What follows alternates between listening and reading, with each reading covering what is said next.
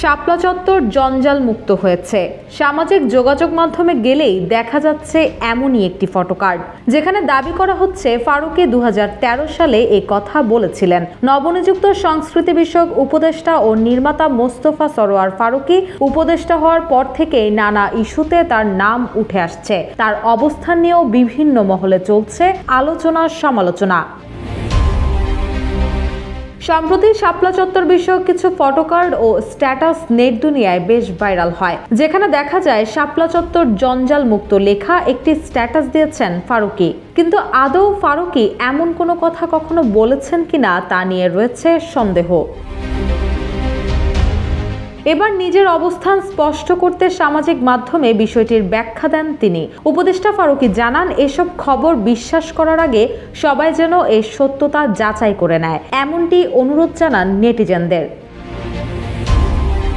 বৃহস্পতিবার রাতে দেওয়া এক ফেসবুক স্ট্যাটাসে ফারুকী লিখেছেন, বহু ডিজিটাল কার্ড এবং ফেক স্ক্রিনশট ঘুরছে, যেখানে দাবি করা হচ্ছে আমি নাকি 2013 সালে বলেছি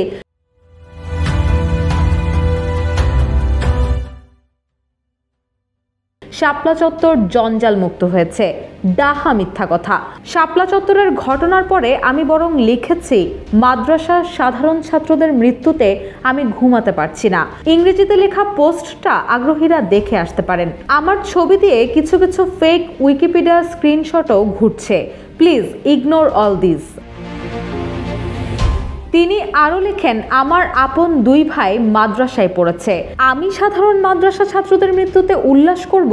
শুধু মাদ্রাসা ছাত্রই নয়, কোনো মানুষের মৃত্যুতে আমি উল্লাস করব?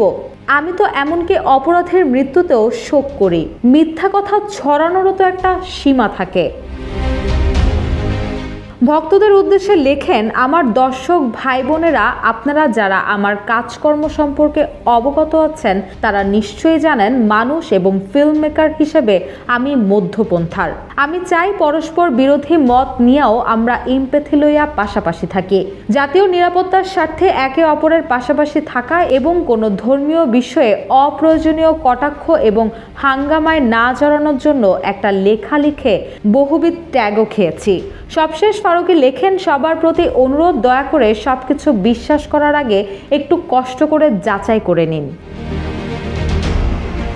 গেল রোববার সন্ধ্যায় অন্তর্বর্তী সরকারের নতুন উপদেষ্টা হিসেবে শপথ নেন নির্মাতা মোস্তফা সরোয়ার ফারুকী।